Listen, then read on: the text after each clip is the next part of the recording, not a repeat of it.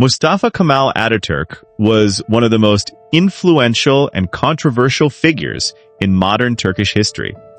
He first became famous during the Gallipoli campaign of 1915, when the Ottoman Empire was fighting against the Allied forces during the First World War.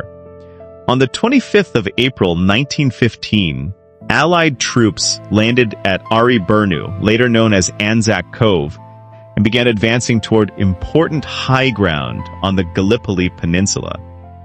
Mustafa Kemal, who was commanding the Ottoman 19th Division, understood the danger immediately.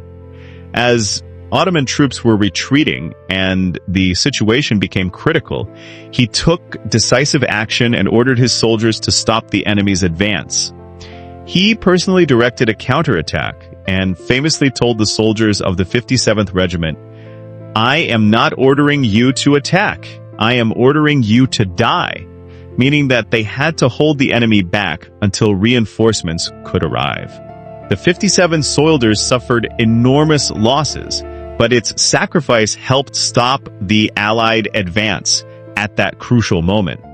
It is sometimes said that Mustafa Kemal simply broke the orders of his commander, but the actual historical situation was more complicated, because he acted decisively during a rapidly changing battlefield and later received authorization from higher command. His courage, leadership, and willingness to make bold decisions during the Battle of Gallipoli made him a famous Ottoman commander and helped establish his reputation as a national military hero. After the First World War, Mustafa Kemal became the leader of the Turkish national movement and led the struggle that resulted in the creation of the Republic of Turkey in 1923. As the first president of the new republic, he introduced a series of major reforms designed to transform Turkey from the former Ottoman imperial system into a modern, secular, Western-oriented nation-state. In 1924, the caliphate was abolished, and many traditional religious institutions were reorganized or brought under state control. Mustafa Kemal also introduced the Latin alphabet in place of the Arabic-based Ottoman Turkish alphabet in 1928, and supported language reforms that reduced the use of many Arabic and Persian words in the Turkish language. He banned the Islamic studies from schools. Ataturk also promoted modern Western-style clothing and challenged some traditional forms of dress. One of the most controversial religious policies of the early Turkish Republic involved the azan, or call to prayer. Beginning in the 1930s, the government required or strongly enforced the recitation of the azan in Turkish rather than Arabic for many years. This decision caused great anger among many Muslims because the traditional call to prayer is recited in Arabic, and many people considered the policy an unacceptable interference in religious practice.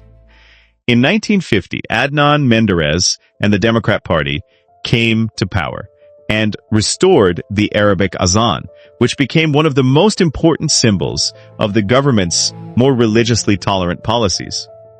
However, it is incorrect to say that Adnan Menderes was executed simply because he gave the azan in Arabic. Menderes was overthrown during the military coup of 1960 and was later tried by a military court on several charges, including accusations related to violations of the Constitution and other alleged offenses. He was sentenced to death and executed on the 17th of September, 1961. His execution remains one of the most controversial events in Turkish political history. Mustafa Kemal Ataturk himself could not have executed Menderes because Ataturk had died in 1938, 13 years before Menderes was executed. Nevertheless, the history of the Arabic azan, the secular reforms of Ataturk, and the later execution of Menderes are often connected in discussions about the struggle between secularism and religious conservatism in modern Turkey.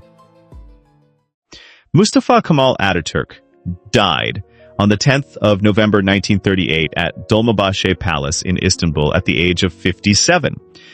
During his life, he was known to smoke heavily and drink raki, and in his final years, his health deteriorated severely. He was diagnosed with cirrhosis of the liver, a serious disease that is widely associated with the deterioration of his health and his death. Therefore, it is more accurate to say that Ataturk died after suffering from serious liver disease, rather than simply saying that he died by drinking. His death marked the end of the life of one of the most powerful and controversial leaders of the 20th century. To his supporters, he was the heroic commander of Gallipoli, the founder of modern Turkey, and a reformer who transformed the country after the collapse of the Ottoman Empire.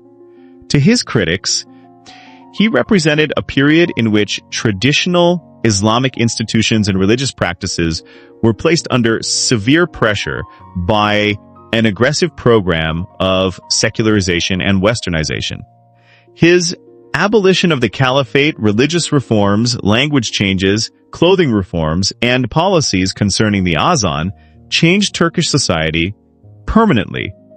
Whether admired as the father of modern Turkey or criticized for his treatment of traditional Islamic institutions, Mustafa Kemal Ataturk remains one of the most important and debated figures in Turkish history.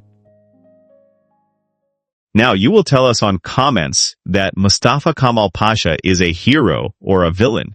If you want more videos like this, like and subscribe to our channel,